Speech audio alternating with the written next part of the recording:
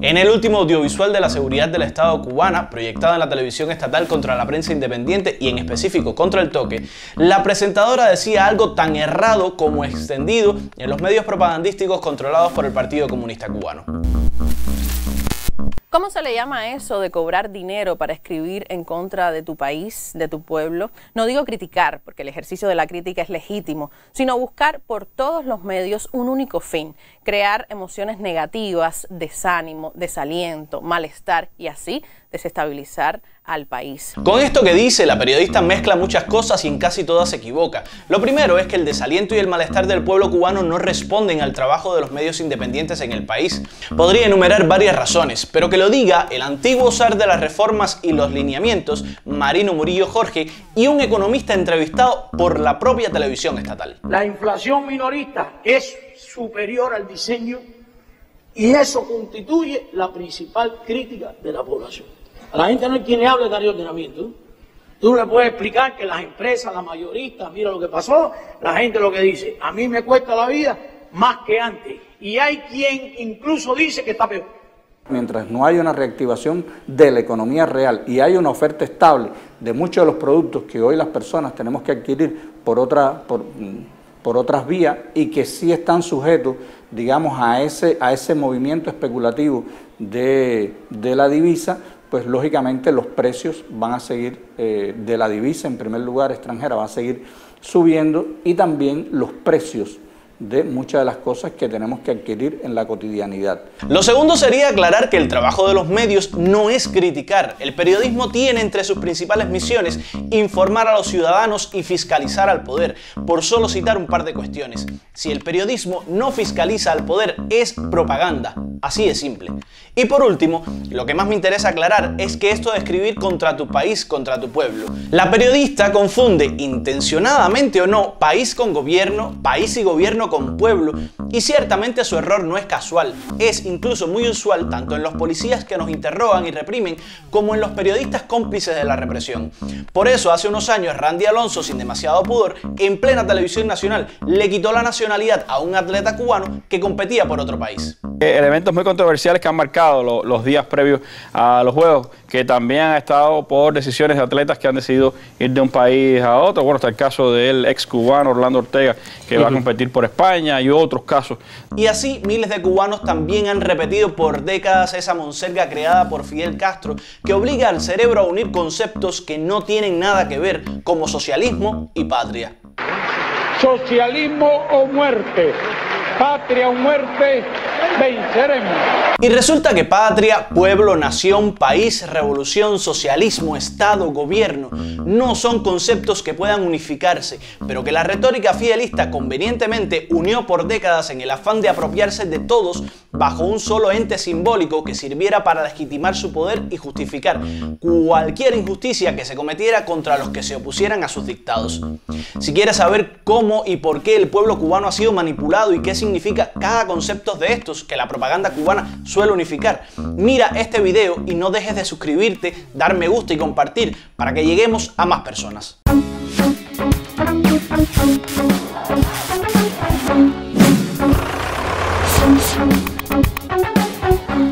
El primer término a aclarar para ir rápido es el de país. Un país es un territorio delimitado geográficamente donde sus pobladores poseen características culturales propias y puede o no constituir un estado o una nación. Dicho esto, y como un país necesita de personas para existir, ahí está el pueblo, un concepto muy amplio y polisémico, pero cuando se refiere a las personas, por ejemplo el pueblo cubano, habla de un grupo o comunidad de personas con semejanzas culturales y con vínculos lingüísticos, étnicos y o religiosos, e incluso puede atribuirse la definición a diferentes comunidades o grupos sociales dentro de un mismo estado o nación. El concepto marxista del pueblo está más vinculado a una conciencia de clase que a una aproximación etnográfica del asunto. Pero el pueblo, para el discurso oficial cubano, no es eso. Según la investigación de la Universidad de Guadalajara titulada El poder y la prensa en Cuba en tiempos de crisis, testimonios y discurso periodístico oficial en 1993, el apelativo más reiterado de todos los grupos de actores del discurso recayó en pueblo. Esa categoría imprecisa que proviene del latín populus, noción de grupo humano reunido en espacio y tiempo dados. Esto pudiera generar peligrosas confusiones y un riesgoso anonimato, entendiendo al pueblo como una masa amorfa y acéfala. Puede confundirse también con el cuerpo electoral, vincularse con el concepto de nación o simplemente denotar una insuficiencia de palabras para catalogar determinados grupos y fenómenos. A mí me gusta hablar de pueblo desde los conocimientos, desde los entendidos jurídicos políticos. Creo que hay más claridad en el concepto de pueblo, por ejemplo, que viene desde la antigüedad. Para mí, el pueblo está compuesto por ciudadanos y ciudadanas. El pueblo está compuesto por personas que tienen derechos públicos y privados. La unión o la relación entre derechos de carácter público que los relacionan a ellos como ciudadanía con la participación política y con lo que le interesa a todo el mundo, a la comunidad, y privados que son los que se ejercen en beneficio de cuestiones personales. El pueblo, para los líderes de la revolución fidelista y sobre todo para Fidel Castro, no es un grupo de ciudadanos, es más bien un ente amorfo del que apropiarse y que incluso puede simplificarse a unos pocos miles de personas, como ocurrió frecuentemente en discursos en la Plaza de la Revolución. Debemos también votar y preguntarle a nuestro pueblo si apoya o no apoya los acuerdos del Congreso. Así de simple, Fidel Castro sometía supuestamente al pueblo los acuerdos del primer Congreso del Partido Comunista y un grito de sí fue suficiente para mostrar apoyo. ¿Importaba la otra parte del pueblo, la que no estaba en la plaza? Al menos no a Fidel Castro y su partido, que un año después sería constitucionalmente el dueño de los destinos de todos los ciudadanos cubanos. El contenido del artículo 5 de la Constitución de la República, cuya redacción íntegra es obra personal del comandante en jefe Fidel Castro Ruz, se mantuvo en la actual, con idéntico número y contenido que en la promulgada en 1976, consagra al Partido Comunista de Cuba como la fuerza dirigente superior de la sociedad y del Estado. Pero Raúl Castro apunta más cosas en esta intervención y miren cómo va hilando conceptos que solo son funcionales, y así lo declara, si sirven a lo que él llama unidad y que realmente es unanimidad o subordinación al poder del partido, al que incluso la democracia le es prescindible si le supusiera una amenaza a su control monolítico. La autoridad moral del partido único que garantiza y representa la unidad de la nación, emana precisamente de la ejemplaridad en el cumplimiento del deber y de los postulados constitucionales, recae en el partido como organización que agrupa la vanguardia revolucionaria, la honrosa misión de ser el digno heredero de la confianza depositada por el pueblo en el líder fundador de la revolución, el comandante en jefe Fidel Castro Ruz. La unidad de la inmensa mayoría de los cubanos en torno al partido y la obra e ideales de la revolución ha sido nuestra arma estratégica fundamental para enfrentar con éxito todo tipo de amenazas y agresiones. Por eso, esta unidad debe cuidarse con celo y jamás aceptar la división entre revolucionarios bajo falsos pretextos de mayor democracia, pues ese sería el primer paso para destruir desde adentro la propia revolución, el socialismo y por consiguiente la independencia nacional, y volver a caer bajo el dominio del imperialismo norteamericano. En resumen, el partido representa la unidad de la nación, es el garante de la independencia, es depositario de la confianza del pueblo y cualquier pedido de democracia que lo afecte nos llevaría a la esclavitud. O sea, la parte del pueblo que milita en el partido, apenas unos 700.000, y la otra que lo apoya, se convierten en representación de todo el pueblo, todo el país, toda la nación, legitimando, al menos discursivamente, que el partido esté por encima de todos y de todo. Menudos silogismos discursivos para afianzar el poder del partido, que no es fuerza moral y sí un poder muy constitucional, administrativo y conservador por encima de cualquier reclamo o voluntad popular. Relativo al presidente de la República, la elección del presidente. Hacen un total de unos 12.264 personas que pedían la elección directa por el pueblo. Estamos hablando de 12.000 opiniones. Tampoco es que la mayoría de la población esté pidiendo hoy el voto directo popular. Y esa es la respuesta que nosotros podemos hacer desde la comisión, y por eso es que hemos mantenido el concepto de la elección de la manera en que estamos haciendo. Desde la Asamblea incorporamos aquí el comunismo, que solo en el socialismo y en el comunismo el ser humano alcanza su dignidad plena. Bueno, ¿cuántos plantearon eso? 575 propuestas. Sigamos con los conceptos para que no nos pasen más pollo por pescado. Nación es mucho más que país y pueblo, aunque frecuentemente se les relaciona con el concepto de pueblo, debido sobre todo a que las personas y su identificación cultural con similitud de significados compartidos son rasgos de lo que puede entenderse como nación. Es la nación entonces la que da sentido de legitimación a la identificación ideológica de las personas que componen un pueblo. Según Theodore A. Columbus y James H. Wolfe, una nación es aquella colectividad que ha alcanzado la integración cultural entre sus miembros en el transcurso de un proceso histórico común y gracias a la cual goza de una capacidad de actuación y relación con otras colectividades internacionales, así como de una autonomía funcional interna garantizada por la identificación entre los individuos y la nación. La nación en el siglo XXI no puede circunscribirse a las fronteras de un país, y pueblos como el cubano cada vez más comparten una cultura transnacional, desdibujando el adentro y afuera y convirtiéndose más en una nación multilocalizada, con una fuerte comunicación e intercambio entre sus miembros, haciendo que la cultura fluya tanto de adentro hacia afuera como de afuera hacia adentro.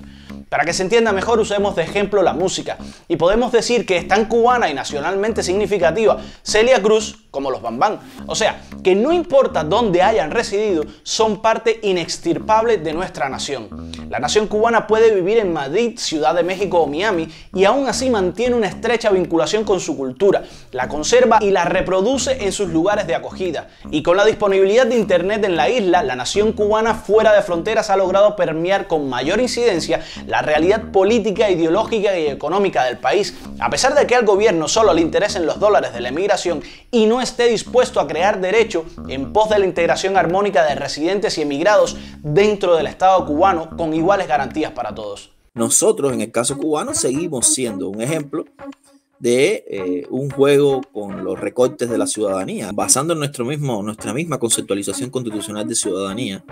Las personas que por nacimiento o por naturalización sean ciudadanas y ciudadanos cubanos, pues entonces deberían tener los mismos derechos.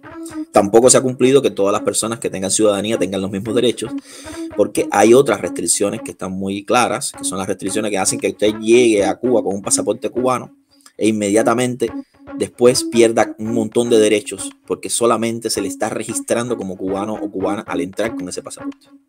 Es un mecanismo de control y no un mecanismo de ejercicio de derechos o de reconocimiento y garantía de derechos. Por el concepto de nación es que ningún cubano, ni de fuera ni de dentro de las fronteras del país, puede ni debe ser excluido de participar en la configuración de la administración de la patria, un concepto que, según un estudio del pensamiento martiano del filósofo Raúl Fornet Betancourt, requiere como condición indispensable independizar la nación. Así Martí, según Fornet, comprende lo político, en este caso la nación, como una dimensión que está ordenada por lo ético, en este caso la patria. Entonces, la patria, un concepto con miles de años de existencia, es para nuestro apóstol de la independencia una dimensión sagrada de la nación. Es donde la nación y las personas que lo componen hallan su mejor expresión de humanidad. Y así lo describe en un artículo de enero de 1895. Cada cual se ha de poner en la obra del mundo a lo que tiene más cerca, no porque lo suyo sea por ser suyo superior a lo ajeno y más fino o virtuoso, sino porque el influjo del hombre se ejerce mejor y más naturalmente en aquello que conoce y de donde le viene inmediata pena o gusto. Y ese repartimiento de la labor humana y no más es el verdadero e inexpugnable concepto de la patria. Patria es humanidad, es aquella porción de la humanidad que vemos más cerca y en que nos tocó nacer. Y ni se ha de permitir que con el engaño del santo nombre se defienda a monarquías inútiles, religiones ventrudas o políticas descaradas y hambronas, ni porque a estos pecados se dé a menudo el nombre de patria, ha de negarse el hombre a cumplir su deber de humanidad en la porción de ella que tiene más cerca. Esto es luz y del sol no se sale. Patria es eso. Llegado a este punto, hablemos de los conceptos más problemáticos: revolución, socialismo, Estado y gobierno. Como Columbus y Wolf apuntan, las expresiones nación y Estado son conceptualmente muy distintas, aunque se las emplea en forma indiferenciada con mucha frecuencia. La nación es un concepto histórico fundado en la identidad cultural que comparten personas individuales, y el Estado es una unidad política definida en función de población, territorio y un gobierno autónomo. El Estado es el conjunto de instituciones que permiten el control y funcionamiento de la vida hacia el interior de las fronteras de un país, a la vez que su interacción con los estados fuera de esas fronteras. El gobierno, o poder ejecutivo, es el encargado, en el caso de Cuba, de administrar las instituciones estatales a todos los niveles, y en países donde la separación de poderes existe, los poderes legislativo y judicial están separados del ejecutivo para que el gobierno de turno pueda ser controlado efectivamente y no se adueñe de la creación de leyes ni de la impartición de justicia. Lo que son socialismo y revolución ya es más complicado de conceptualizar, y sobre todo en el caso cubano, donde el socialismo en 1968 se reducía a quitarle todos los negocios privados a los pequeños propietarios mediante la ofensiva revolucionaria, y tanto en los años 90 como en 2010 era crear leyes para que reemergieran los negocios privados sin devolver lo expropiado. Revolución, en la segunda acepción del diccionario de la Real Academia de la Lengua Española, es cambio profundo generalmente violento en las estructuras políticas y socioeconómicas de una comunidad nacional.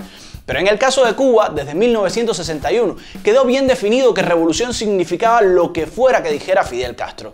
Por cuanto la revolución comprende los intereses del pueblo, por cuanto la revolución significa los intereses de la nación entera, nadie puede alegar con razón un derecho contra ella.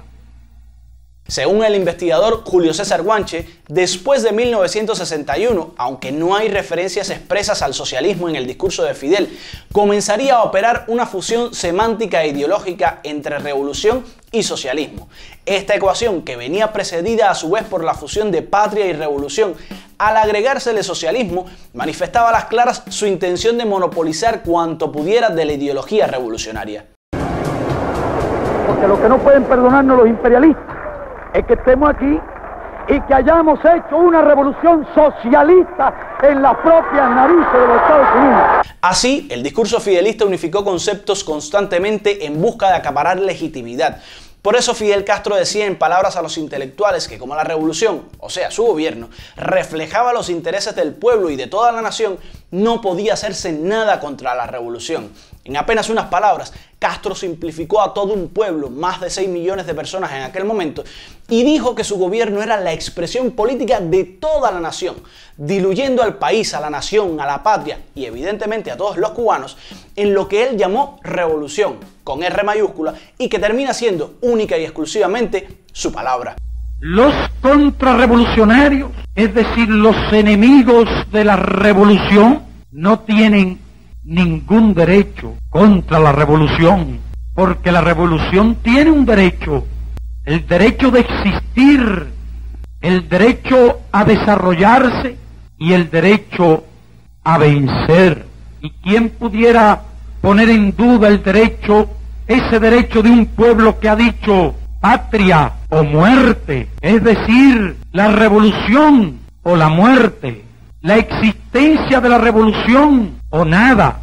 Mediante esta concepción, Fidel Castro destierra y proscribe a cualquier ciudadano que no compartiera sus intereses o su ideología, o al menos que no obedeciera a su revolución. La revolución solo debe renunciar a aquellos que sean incorregiblemente reaccionarios, que sean incorregiblemente contrarrevolucionarios.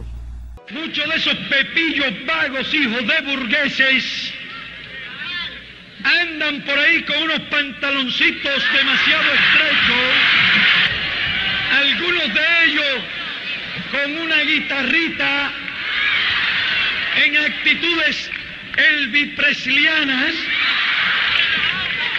y que han llevado su libertinaje extremo de querer ir a algunos sitios de concurrencia pública a organizar sus shows feminoides. Que no confundan la serenidad de la revolución y la ecuanimidad de la revolución con debilidades de la revolución. La sociedad socialista no puede permitir ese tipo de degeneraciones. En esta peligrosa y segregacionista visión fidelista, la revolución, o sea, el gobierno y su apropiación del Estado completo, se toma la libertad de prescindir de ciudadanos solo por su condición ideológica y política.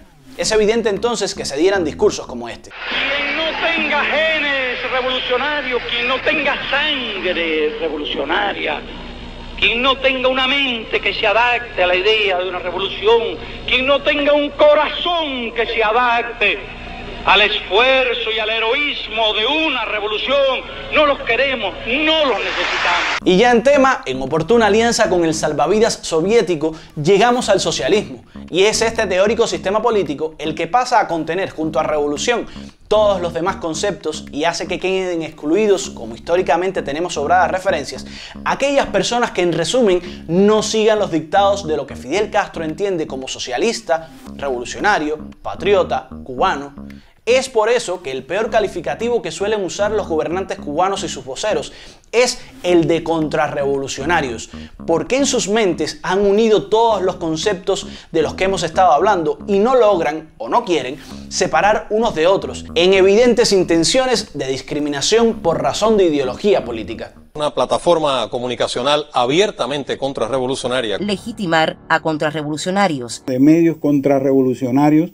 ¿No le vamos a dar garantías a la contrarrevolución? El totalitarismo yo no lo reduzco a la política del miedo y al hipercontrol solamente, sino al cierre de posibilidades de canalización de ideas nuevas, de rejuvenecer, es decir, la llamada revolución en el poder fue más una contrarrevolución en el poder según mi manera de ver la vida, ¿no? Porque lo que hizo fue afianzarse rápidamente como un Estado. La confusión de conceptos no permite entender de verdad cómo funciona la política. Trae como consecuencia, por ejemplo, que las nuevas generaciones tengan un desapego absoluto de la política tradicional o de los conocimientos políticos, porque cree que de lo único que se trata es de tumbar el sistema, sea como sea, aunque después no haya ningún conocimiento que se pueda aplicar de qué hacer, ¿no? Al unir todos los conceptos anteriores, lo que ellos llaman revolución se ha convertido en el único concepto capaz de otorgar legitimidad a los demás. Pero la revolución no solo trajo transformaciones estructurales para la sociedad, sino que significó el ascenso al poder de unas pocas personas y pasó de significar transformación a significar el gobierno de Fidel Castro. Y al cobrar este significado, el gobierno, o sea, la revolución, etiquetó a sus críticos y contrarios no solo como contrarrevolucionarios, sino también como anticubanos, apátridas, vendepatrias, gusanos, escoria, cercenando a esos ciudadanos sus derechos elementales de acceder no solo a la política como forma de ejercer y defender sus derechos, sino incluso a la educación y al trabajo, convirtiéndolos en parias sociales, estigmatizados además en los medios de comunicación bajo el control del Partido Comunista, que pasó a ser el único posible gestor de la revolución o gobierno. Ha sido un trabajo, supuestamente, para confundir conceptos que ha terminado siendo un disparo en el pie del sistema. Porque todo esto que estamos hablando, no creo que haya sido exitoso, Ale. Yo creo que ha sido catastrófico incluso para la idea de solidificación y de hegemonía del Estado cubano, o del partido, del sistema político cubano en general. A mí me parece que en un afán por hacer pétreo el sistema, se ha convertido en un flan el sistema. El 1 de mayo del año 2000, un envejecido Fidel Castro dio su concepto de revolución a modo de testamento político. Y en lugar de identificarlo como siempre lo hizo con su gobierno, lo que hace es una definición paradisíaca del término, y miren cómo empieza. Revolución es sentido del momento histórico. Es cambiar todo lo que debe ser cambiado.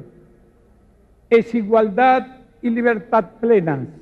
Digamos que el cambiar lo que deba ser cambiado ha sido solo una forma de decir que es cambiar lo que sea necesario para que los mismos sigan en el poder, aunque de este tema pronto estaremos hablando en un próximo desmonte. Y lo de la igualdad, los cubanos sabemos que en Cuba hay unos más iguales que otros, y de libertad plena solo hay que ver los más de 1000 presos políticos por protestar contra el gobierno en los últimos años.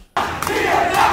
¡Libertad! ¡Libertad! ¡Libertad! Ahora muchos se preguntarán, ¿pero millones de cubanos apoyaron a Fidel Castro y su sistema por décadas? Y la respuesta es que sí. Pero esos millones de cubanos no tienen por qué haberse dado cuenta de la píldora que consumían, incluso cuando los intereses de esos cubanos coincidieran completa y legítimamente con el trabajo del gobierno fidelista. En ese elemento es donde radica la confusión y manipulación que realizan y potencian periodistas como los del mencionado programa. Así, no solo Fidel Castro, sino todo el aparato gubernamental y propagandístico diluye conceptos y los junta en el criterio político de una sola persona, Fidel Castro, y de un solo partido todopoderoso. Y llegamos al punto de que la labor del gobierno es la labor del Estado, y la labor del Estado es la labor de la revolución, una revolución además socialista, y la labor de la revolución es la labor de Fidel y ahora de Díaz-Canel, y la labor de Fidel, Raúl y Díaz-Canel representa a todo el pueblo y la nación cubana, que solo pueden existir bajo el manto del Partido Comunista. Y así, si no te cuadra una política del gobierno y te opones a ella, o no te cuadra el gobierno completo, entonces estás no solo en contra del gobierno, sino contra el socialismo, contra Fidel Castro, su hermano, su designado, contra la revolución y, en resumen, contra toda la nación cubana. Es por eso que los operadores de la propaganda del Partido Comunista Cubano, que es el dueño económico y editorial de todos los medios financiados con dinero público en Cuba, dicen que hacer periodismo independiente es escribir contra tu país, contra tu pueblo, porque intencionadamente o no manipulan conceptos que nada tienen que ver. En un país normal, que Cuba no lo es evidentemente, un periodismo fiscalizador del poder del gobierno no solo sería patriótico, sino que incluso podría hasta recibir financiamientos del Estado en aras de asegurar la libertad de prensa que dice la Constitución que existe. Y nunca estaría escribiendo ni contra el país ni contra el pueblo. Porque el pueblo, el país, la nación, la patria, el Estado, el gobierno, la revolución, el socialismo son conceptos que no se pueden unir, y mucho menos bajo los dictados de una sola persona y un solo partido. La revolución fue un proceso de cambios que generó un gobierno que se ha catalogado a sí mismo como socialista, y de su gestión ha nacido un modelo de Estado regido por un único partido, que en lugar de garantizar los derechos de toda la diversidad del pueblo cubano, sostiene los privilegios de una casta ideológica y política, haciendo que la patria no esté libre del secuestro de unos pocos y la nación no pueda expresarse en toda su plenitud, tanto dentro como fuera del país. Gracias por tu atención, síguenos en Facebook, suscríbete a YouTube, y si quieres apoyar nuestro trabajo puedes regalarnos unas estrellas en Facebook o hacernos una donación a esta cuenta de PayPal para que sigamos haciendo videos como este.